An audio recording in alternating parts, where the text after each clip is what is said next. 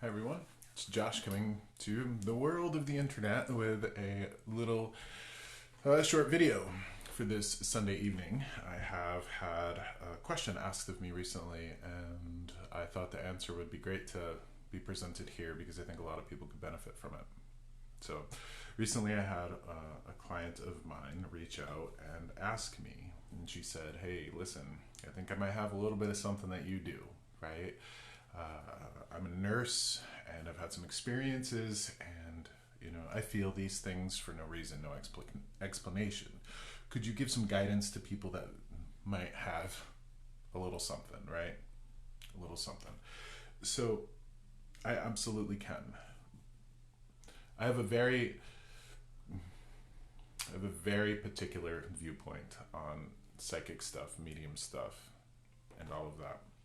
And it kind of upsets some people sometimes, and I don't mean to. It's just the way I experience it and I understand it. So, is everybody in this world, is every human psychic? Yeah. Is everybody in this world a psychic? No, not at all.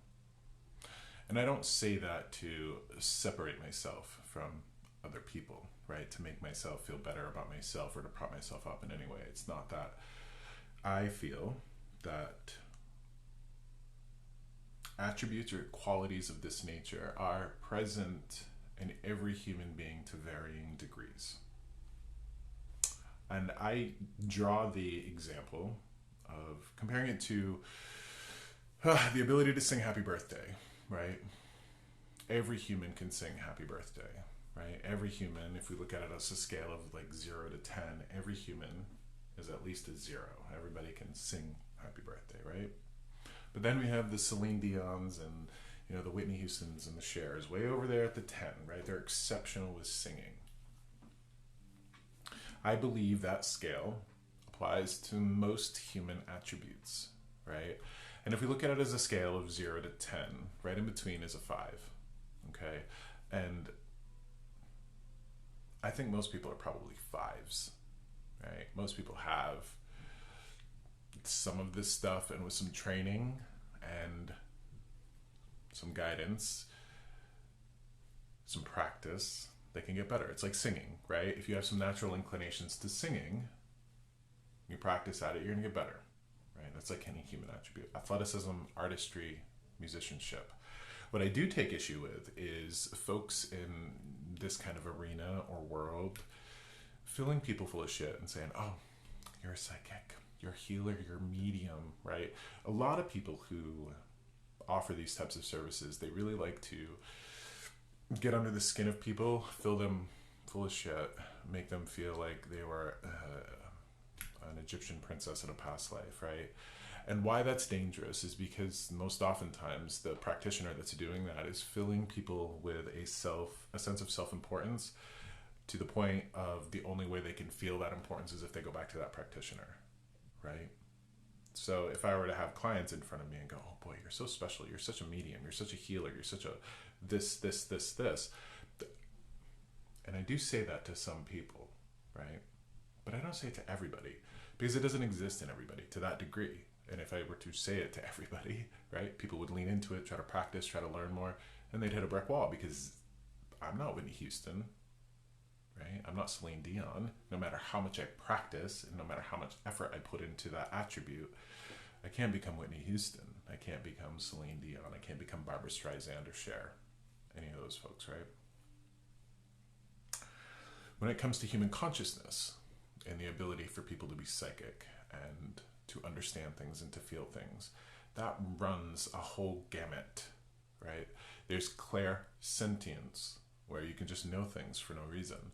There's clairaudience, where you can just hear things for no reasons, right? There's clairvoyance. There's all sorts of these different sorts of abilities and skills, and they do present themselves to different people to different degrees, right? But not everybody's walking around a Michael Jordan. Not everybody's walking around a Celine Dion. That's not how it works. Now, this person asked me about, well, what do I do if I have something, if I feel like I have this, right? Well, the first thing that I would recommend to people is that you don't become a victim to it, and you don't displace your sovereignty to it. What is that? That might not make sense to a lot of folks. Well, in this new agey world, there's a lot of people that consider themselves an empath with a capital E, right? Like there's something special. And I know this is going to piss some people off, but I don't buy into empath culture. I don't. Every human is an empath. Every human has empathy. If a human doesn't have empathy, they're a sociopath, right? Well, empathy, again, on that scale of 0 to 10, a lot of people have empathy, right? A lot of people have a lot of empathy. This is why some folks can walk into Walmart or any grocery store, box store, what have you, and be overwhelmed by all of the energies of the people, right? And then there are people that walk in and they're perfectly fine, right?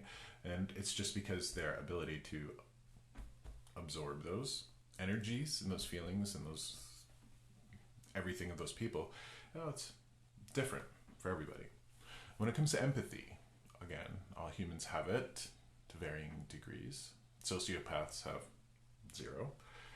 When it comes to empathy, it's all about observing and not absorbing, right? And there's a lot of visualizations and mental techniques that you can use. I'll give you an example. A long time ago, I was very actively the owner of a marketing business, right?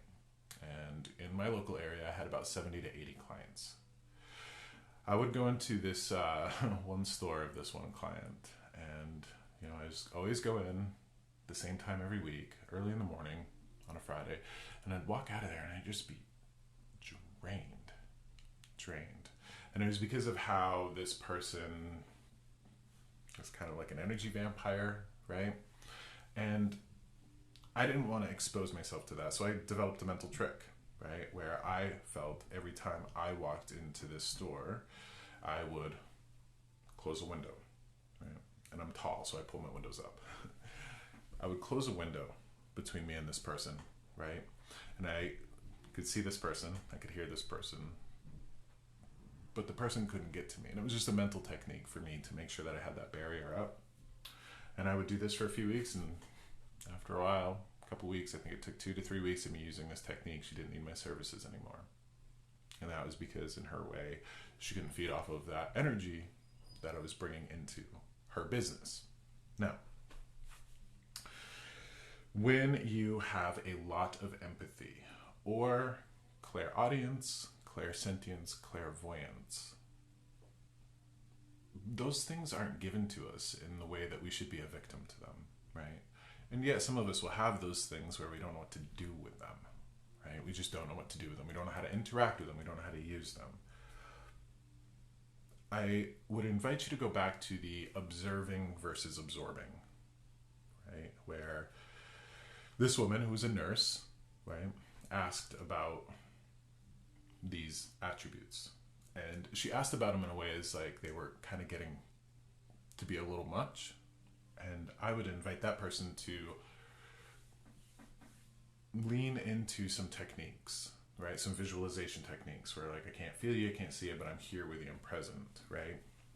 Because we can absolutely control a lot with our consciousness. And that's important to remember that we have a lot of control over what goes on and how we interact with our consciousness. To amplify it, if you will, to kind of train it, if you will, I always encourage divination. And that's kind of how I got into it, right? Or helped hone whatever abilities or skills that I have. So every morning I pull a rune, I pull a tarot card, right? And then I just kind of keep track of how my day's going. You're developing a language with your mind, you're developing a language with the world around you that you can lean into your intuition. Intuition, I believe, is that connection to our spirits, right? And one of the ways that I describe intuition is like when we were kids, we'd play with magnets and we couldn't get them to touch because we didn't want to, force them, and we couldn't, right? Then you'd flip it And there'd be that connecting feeling. I like to think that connecting feeling is like intuition saying, yeah, go in that direction, go for that. Or that, like, can't get him to touch. That's your intuition saying, get the hell away. Intuition, unfortunately, is one of those things that you have to use it. You have to break it to figure out how to use it. And often, to find out if you're intuitive, you got to not listen to it, right? So you get to the other side of a scenario or the other side of a situation or a person and go, man, I knew it. Should have listened to myself. Oh, that's practice, right?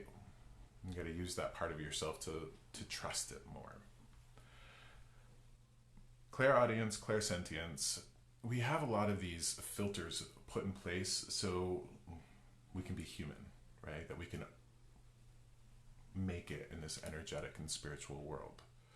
Some of those filters are broken down for us, and some of those filters are amplified because of what we're here to do and what we're doing in our world. So for anybody that would just know things or feel things, lean into that, okay? And relationships with spirits and these abilities and these gifts, what have you, are they helping you, right? Or are they increasing imbalance? Because the human mind, and I don't pretend to know anything about it, right? The human mind is divided in between that analytical and that intuitive side, right? We have a right brain and a left brain. And as far as I know, when we receive information from spirits, we receive it through our intuitive side. And then it takes about 2 to 3 seconds before our analytical side kicks in and starts presenting us that information in our voice. For instance, I sat with a client today, and one of the things that I told her is that, for your husband's birthday, you need to get a cabin in the woods, right? Just go out in the woods, disconnect. He's like a manager or a boss or something where he can't get away from his work. He's on all the time, and it wears on him. So for his birthday, you need to go to a cabin in the woods and completely disconnect. And she looks at me, she goes, that's weird. She goes, I've been looking at Airbnbs and, tree houses and cabins because I want to do that for him, and I don't know why. And I go, well, you got to realize that oftentimes when we think of something or feel something out of nowhere, it's our spirits communicating with us. But it's that relationship between the intuitive and the analytical brain, right? Where we receive that like a radio antenna, and then our analytical brain goes, okay, wait, that's me. So here was this client going, well, I should get this cabin. And she didn't know why. And then she sat with me and she's like, oh, okay. So that showed her that she had a little bit of that mediumship, right? That little bit of that ability to receive information from spirits. Again, we all do. Remember that scale of 0 to 10. So remember that those feelings and those sensations that you receive should be coming to you in a way to make your life better, to increase balance, to increase stability. And if you find that it's not, and something's broken, you should walk away from it, right? Because this stuff that I do here, right, I do it on behalf of my clients, and I do it to help them find clarity and direction and peace and balance, right? And it's proven itself time and time again. That's generally speaking what happens. So that's how you know that you're receiving something that's coming from a higher place or a higher power, higher, better place, what have you, better source, something external to us that has our best interest in mind. So please keep that in mind. I've rambled on enough. So a lot of folks have a lot of this, and some folks have none. Some folks have a lot. It's like athleticism, artistry, music, right? But we can't buy into this. We can't buy into this narrative that everybody's a healer, everybody's a medium, because not everybody's an athlete, not everybody's a musician. And generally speaking, when people are pushing that narrative of star children and indigo children and empaths and all of that, that sort of culture separates us from humanity, right? Separates us from each other. I use the term psychic medium because I'm a public figure. I sell my services. People have to know what I am and what I do. Right? But I'm so much more than that. And that title, it covers a lot, right? And that's how people can find me to find out what I do. Be mindful of titles. Be mindful of empath with a capital E. Generally speaking, anybody selling that to you is probably selling you a class or something to help you deal with your empathy, right? So if you consider yourself an empath, I'm not here to insult you, and I'm not here to ask you to completely drop that, right? If you interact with that title and that word in a way that is amplifying you, right, and picking you up and bringing you closer to the rest of humanity instead of separating you from it, right, then use it. But if it's something that's making you feel special, or something that makes you feel disabled, like I can't go into Walmart because I'm an empath, it's not healthy. It's not healthy. So remember, you have empathy, right? But you're not an empath. And you're psychic. Are you a psychic to do this for the world? I think it's a rarer thing than most people would realize. So that's, again, not to separate me from the rest of the world, because I don't have much of a choice to do this. So please be mindful of that, trust yourself, and remember that those situations and feelings, impressions are happening to you in a way to increase balance, right? To amplify you, to support you, to nourish you, hopefully. And if you find that you're receiving feelings that don't do that, that don't increase your connection to humanity, sit with that and try to move away from those things. So, much love to you all, and thank you for watching this. I hope this helps. I rambled on for almost 20 goddamn minutes. I hope it helps. Because these are things that, we don't have manuals for. I don't have a manual for. I've been figuring it out by myself and with the help of a select few for a bunch of years now. So, thank you again. Take care of yourselves out there. Keep your chin up. Here's to a wonderful 2022.